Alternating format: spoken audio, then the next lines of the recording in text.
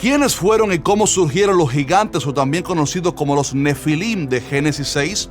¿Será verdad que la Biblia enseña que los ángeles de Dios descendieron a la tierra y se juntaron matrimonialmente con las mujeres, procreando así a los gigantes? ¿Quiénes son realmente los hijos de Dios de los cuales se habla en este pasaje? Hoy vamos a entrar en aguas profundas porque este video estará sumamente interesante y vamos a analizar una de las teorías más especulativas que ha corrido en el internet con respecto al tema. Así que asegúrate de quedarte hasta el final del video porque estoy seguro que vas a aprender muchísimo hoy. Mi nombre es Jaciel Rodríguez y esto es ¿Qué dice la Biblia? Ya comenzamos.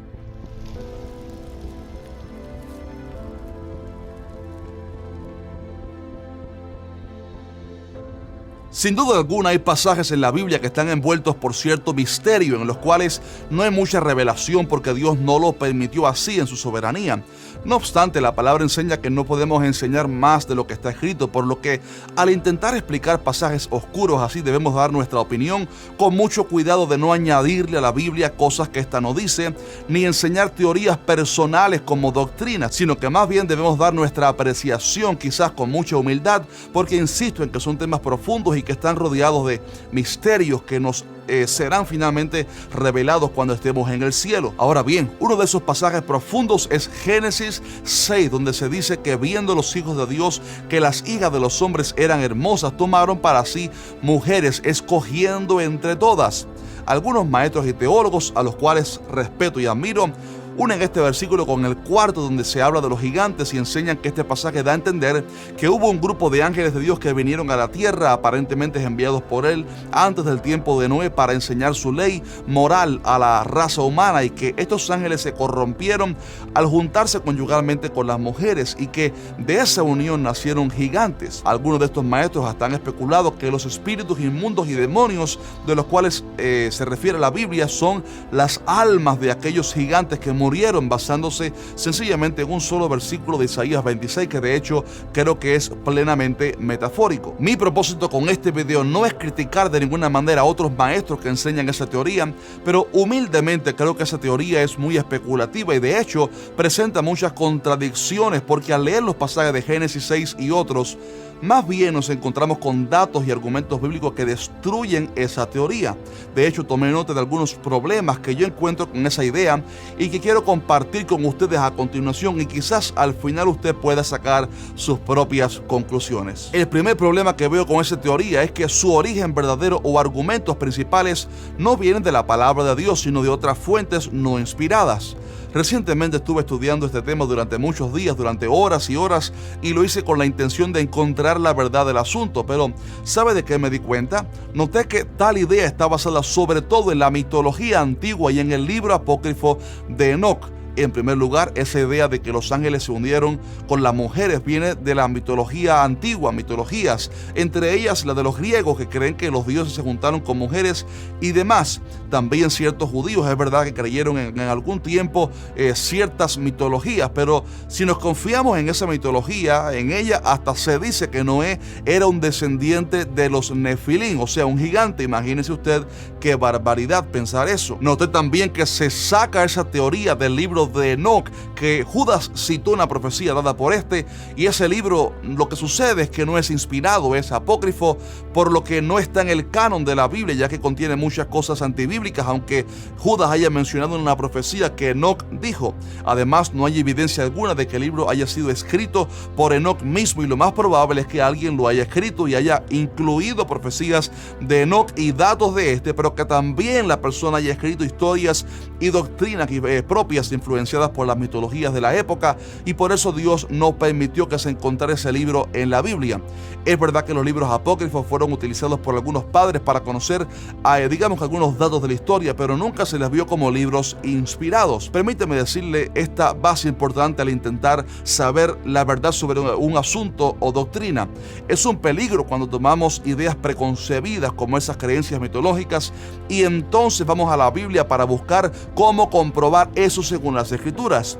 Es así como han surgido las falsas doctrinas y los errores doctrinales más peligrosos de la época. Más bien debe ser al revés. Primero leo la Biblia y pido iluminación a Dios, y si Él me deja ver algo profundo, entonces me apoyo quizás en otra fuente si fuera necesario para argumentar mejor alguna enseñanza. Así que ese es el primer conflicto que tengo con esa teoría, que no proviene de la palabra de Dios, sino más bien de las mitologías y de un libro apócrifo, y que luego entonces los maestros se apoyan en 2 o 3 versículos bíblicos. El segundo problema que veo con esa teoría especulativa es que hay un pasaje radical en la Biblia donde Jesús estableció una verdad universal e inquebrantable sobre los ángeles cuando dijo que en la resurrección ni nos casaremos ni nos daremos en casamiento, sino que seremos como los ángeles de Dios en el cielo. Ahí el Señor dijo que los ángeles no pueden tener relaciones maritales porque ni les es permitido ni tienen cuerpos humanos para eso. Y déjenme decirles que yo le creo más a la enseñanza que Cristo dijo que a lo que una teoría especulativa diga por ahí. Los ángeles son seres espirituales que no pueden tener relaciones porque no está en su naturaleza. Pablo dijo que hay cuerpos celestiales y cuerpos terrenales. Pensar que los ángeles pudieran optar por tomar un cuerpo humano y tener relaciones con mujeres es como pensar que un caballo de repente decida convertirse, no sé, en un perro y actuar como él. Sencillamente su naturaleza no se lo permite. Y para los que dicen que los ángeles pueden tomar forma humana, como hemos visto en el Antiguo Testamento, permítame decirle esto: aunque los ángeles pueden tomar apariencia humana, eso es muy distinto a tomar naturaleza humana y poder hacer las mismas funciones que los seres humanos hacemos. Solamente Cristo Jesús se hizo totalmente carne, pero los ángeles no. Cristo pudo haber tomado una apariencia humana, como ya había hecho en el Antiguo Testamento, en las manifestaciones que conocemos como cristofanías, pero tomar una apariencia humana no lo convirtió en humano, y por eso tuvo que nacer como un hombre para poder tener esa naturaleza humana realmente. Y el tercer problema que veo con esta teoría es que yo no creo que realmente Génesis 6 diga que los ángeles se juntaron con las mujeres y que producto de eso nacieron gigantes. Vamos a leer el pasaje detenidamente a continuación para ver la verdad del asunto. Primeramente veamos quiénes son los hijos de Dios en este pasaje, ya que dice que los hijos de Dios se juntaron con las hijas de los hombres. Es verdad que en algunos pasajes la frase hijos de Dios se refiere a ángeles, como en Job 1:6, pero también es cierto que en otros pasajes, en otros lugares, se refiere a los seres humanos bajo la misma frase. Por ejemplo, en Lucas 3:38, donde se narra la genealogía de Jesús, dice que Enos era hijo de Set y este hijo de Adán, hijo de Dios. Note cómo a Adán se le llama hijo de Dios, la misma frase usada en Génesis 6, aunque obviamente en otro idioma. Lo más probable es que los hijos de Dios se refieran a la descendencia de Set, hijo de Adán.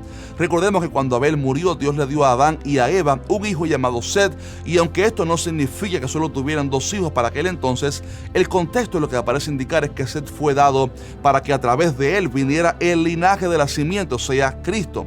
En Génesis 4:26 dice que Set tuvo un hijo llamado Enos, y entonces los hombres comenzaron a invocar a Jehová. O sea, todo indica que la descendencia de Set fue la que se mantuvo santa, sirviendo y adorando a Dios, porque era la que cargaba el linaje para que un día naciera el Redentor prometido. Sin embargo, por otro lado tenemos el linaje de Caín, a quien Dios maldijo y su descendencia era perversa. Lo más probable es que cuando el pasaje dice que los hijos de Dios se juntaron con las hijas de los hombres, lo que significa es que los hombres descendientes de Set, santos para Dios, se juntaron en yugo desigual con las impías hijas de Caín, pertenecientes a un linaje pagano, y de esa manera se corrompió el linaje. ¿Por qué creemos esto? Vamos un poquitico más profundo en el pasaje. Note que cuando dice tomaron para sí mujeres, escogiendo entre todas, fíjese cómo el enfoque está en que los hijos de Dios pecaron por haber tomado de entre todas, ya que no podían tomar de todas, sino solamente de las del linaje santo. Como acabo de explicar, había 2 linajes principales luego de la muerte de Abel: Caín, el linaje maldecido por Dios, y Set, el linaje santo del cual vendría Cristo. Cuando los hombres santos se juntaron con las mujeres impías, cometieron el pecado de unirse en yugo desigual, pecado que Dios aborrece, y esto es una constante a través de todo el Antiguo Testamento. Por ejemplo, en Deuteronomio 7:3 vemos que Dios prohíbe a los israelitas casarse con las cananeas, y hasta vemos en Números 25 que Dios mandó matar a aquellos israelitas que se juntaron con las moabitas y adoraron sus ídolos. Fíjese cuán grave es para Dios unirse en yugo desigual. Por eso creo que porque el pecado que el pasaje está resaltando es el yugo desigual, no el hecho de que ángeles se hubieran juntado con mujeres humanas. Además, cuando Jesús habló de los días de Noé, en ninguno de los dos pasajes hizo alusión a los ángeles, sino a la perversión del hombre en cuanto a lo matrimonial. Dice Mateo 24:37, mas como en los días de Noé, así será la venida del hombre. Porque en los días antes del diluvio estaban comiendo y bebiendo, casándose y dándose en casamiento, hasta el día en que Noé entró en el arca, y no entendieron hasta que vino el diluvio y se los llevó a todos. Así será también la venida del Hijo del Hombre.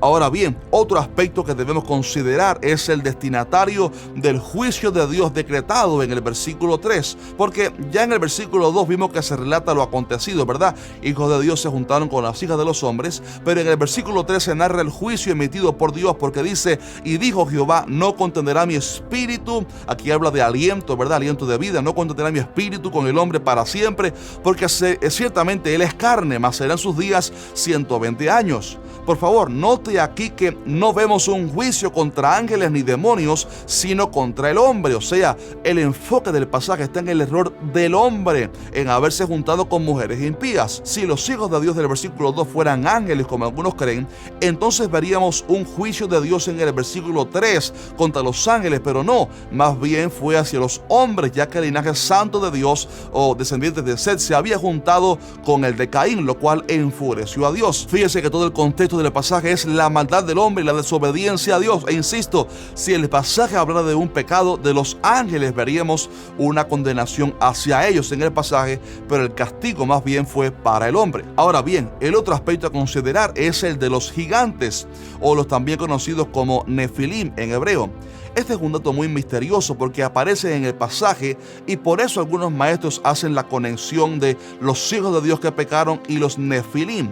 Pero pregunto, ¿realmente dice el pasaje que de la unión de los hijos de Dios y las hijas de los hombres salieron gigantes? La verdad es que no, el pasaje no dice eso. De hecho, los gigantes aparecen en el versículo 4 y no aparece como un efecto o consecuencia de los versículos anteriores. Más bien, el pasaje lo que dice es que desde antes que los hijos de Dios se juntaran con las hijas de los hombres, ya habían gigantes y eran contemporáneos en ese tiempo.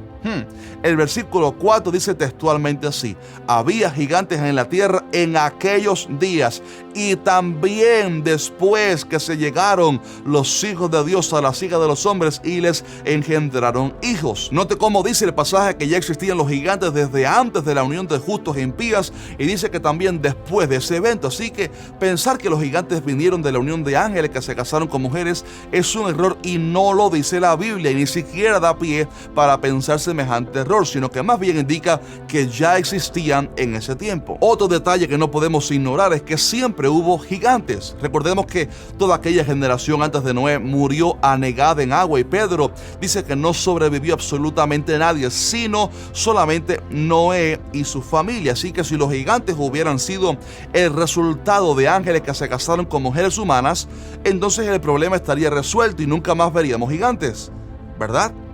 Pero sorpresa, en Números 13 se nos revela que los 2 espías vieron gigantes en la tierra de Canaán y se atemorizaron. También después en 1 Samuel vemos a Goliat, quien era un gigante y que de hecho tenía varios hermanos. También vemos a los valientes de David matando a aquellos gigantes en los libros de Samuel, los reyes. Y así vemos otros gigantes después del diluvio, como Og, rey de Basán, cuya cama era de hierro y medía de largo 3.5 metros. Imaginemos qué estatura tendría aquel hombre.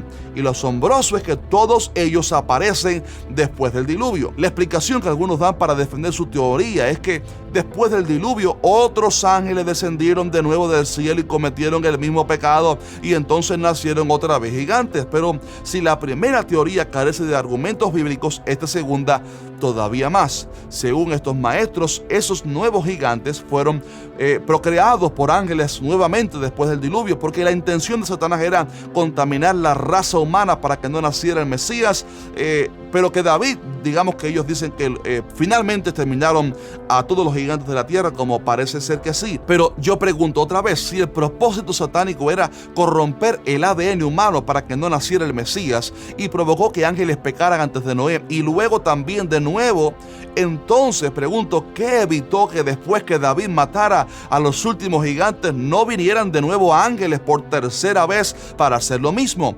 Si es verdad que los gigantes fueron un plan de Satanás para corromper el linaje del Mesías, entonces ¿por qué no lo intentó una tercera vez? La verdad es que no tiene nada de lógica esa teoría. La verdad sobre de dónde salieron los gigantes es un misterio y no sabemos si tiene que ver con un tema biológico o relacionado con alguna otra causa. Lo que sí es evidente es que por las razones explicadas anteriormente, no vemos evidencia bíblica de que los gigantes vinieran como resultado de que ángeles se hayan unido matrimonialmente a mujeres humanas. Ahora bien, algunos dicen, ¿y qué hacemos entonces con Judas, versículo 6, donde dice que los ángeles que no guardaron su dignidad, sino que abandonaron su propia morada, los ha guardado bajo oscuridad en prisiones eternas para el día del gran juicio?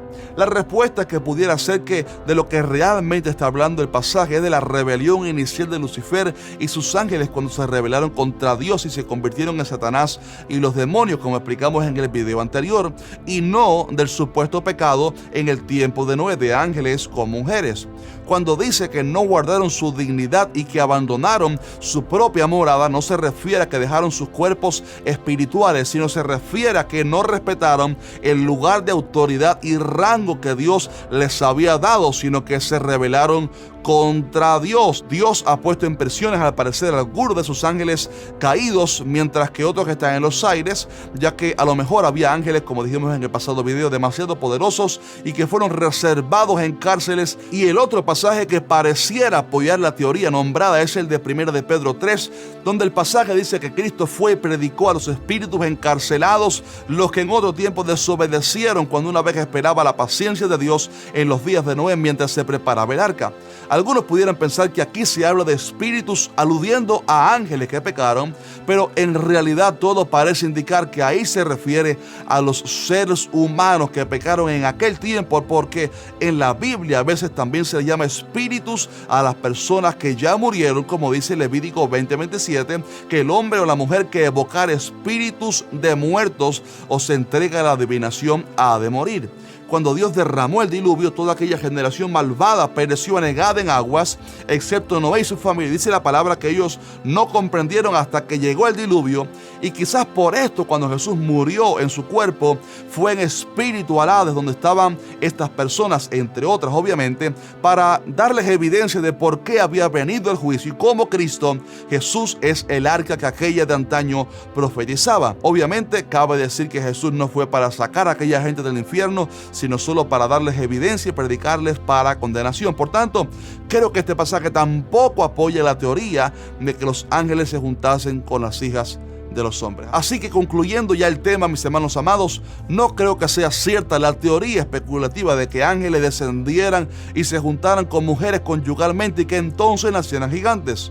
La verdad que el tema del origen de los gigantes es un misterio, pero creo que ha quedado en evidencia que al menos no provienen de aquella teoría ya citada anteriormente. Sin embargo, me gustaría ahora escuchar tu opinión sobre todo esto y que me cuentes qué te ha parecido todo este tema. También recuerda dejarnos un fuerte like y compartir este interesante video con otros hermanos en la fe. Un fuerte abrazo y nos vemos el siguiente miércoles, Dios mediante.